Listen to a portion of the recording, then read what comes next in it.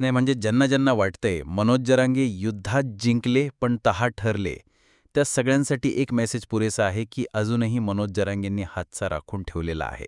मनोज जरांगे यावेळीही हातचा राखून खेळतात. जसं मी सांगितलं की ज्यावेळी राधाकृष्ण विखे पाटीलने त्यांच्यासोबतच्या उपसमितीतील इतर मंत्री मनोज जरांगेंच्या भेटीला आले होते, त्या अगोदरची टाईमलाईनच अशी होती की सर्व ठरवून एका केंद्रावरती आणून ठेवलं होतं, ज्याला जर आणि तरचा ऑप्शन नव्हता. त्याला फक्त 2 पर्याय होते आणि त्या 2 पर्यायापैकीच एक पर्याय मनोज जरांगेंना निवडायचा होता. आणि त्याच वेळेस हातचलाकी करून का होईना मनोज जरांगेंनी तो पर्याय निवडला होता. तिथे एकतर अशी परिस्थिती होती की कायद्यानुरूप हायकोर्टाचा सहारा घेऊन आपल्या लोकांवरती, मराठा समाजावरती लाठीचार्ज झाला असता असं मनोज जरांगेंना वाटत होतं, किंवा मग कायदा आणि सुव्यवस्थेच्या कारणास्तव आणखी काही मोठा डॉम्ब उठला असता.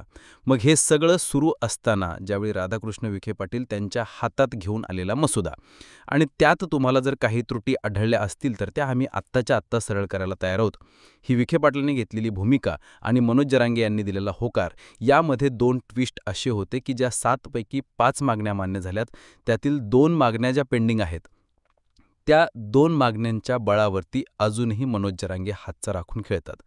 एक, मराठा आणि कुणबी एकच आहे, या संदर्भात जी.आर. लागू करण्यासाठी 2 महिन्यांचा वेळ मागितला गेलाय. सगळे सोयऱ्यांच्या अध्यादेशावरती 8 लाखांच्या हरकती आल्यात, त्या संदर्भात 15 दिवस ते 1 महिन्याचा वेळ जो आहे तो सरकारने मागितला.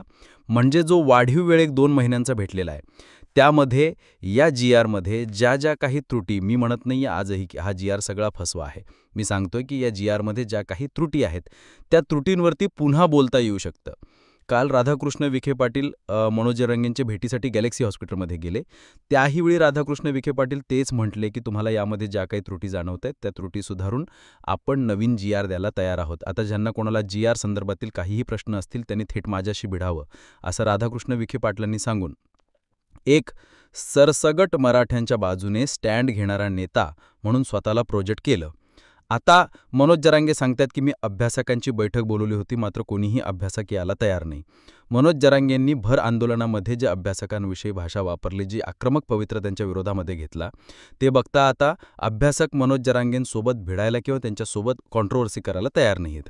सध्याचं स्टेटमेंट एवढंच आहे की आता जर हा विषय राजकारणाचा होणार असेल आणि क्रेडिट जर कोणा एका नेत्याला, एका पक्षाला जर जाणार असेल, तर त्यावरती विरोधक हा स्टँड घेणारच आहे. छगन भुजबळ गेल्या 4 ते 5 दिवसांपासून अस्वस्थ आहेत. छगन भुजबळ म्हणतायत की ज्यावेळी उपसमितीचा काही निर्णय झाला, त्या संदर्भात आपल्याला इतकीशीही माहिती नव्हती. तो आपल्याला विश्वासात न घेता काढला गेलेला जी.आर. होता आणि त्यामुळे मी नाराज आहेच आहे. मराठ्यांकडून म्हणतायत आम्ही वकिलांशी बोलतो आणि मग कळेल जी.आरमध्ये त्रुटी काय. ओबीसी म्हणतायत की आम्ही वकिलांशी बोलतो आणि मग कळेल जी.आरमध्ये त्रुटी काय. आता ह्या सगळ्याच गोष्टी जर एकंदरीत जर आपण बघायला गेलो तर याचे परिणाम काय आणि कसे होऊ शकतात हे पाहणंसुद्धा गरजेचं आहे. पण जसं मी सांगते की मनोज जरांगे याही वेळी हातचा राखून खेळतात, तर 100% ते हातचा राखूनच खेळतात. त्याचे सगळे परिणाम जे आहेत ते एकतर सरळ होतील किंवा एकतर उलटे होतील.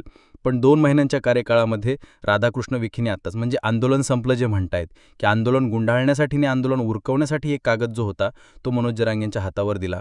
त्याला प्रत्युत्तर म्हणून राधाकृष्ण विखेंनी गॅलेक्सी हॉस्पिटलमध्ये जाऊन मनोज जरांगेंची भेट घेणं आणि सुधारित जी.आरवरती आपण काम करू. ज्यांना ज्यांना जी.आर. संदर्भातील प्रश्न असतील ते प्रश्न आम्ही सोडवायला तयार आहोत, मी त्याला तोंड द्यायला तयार आहोत, असं सांगून मनोज जरांगेंच्या हातामध्ये दिलेला जी.आर.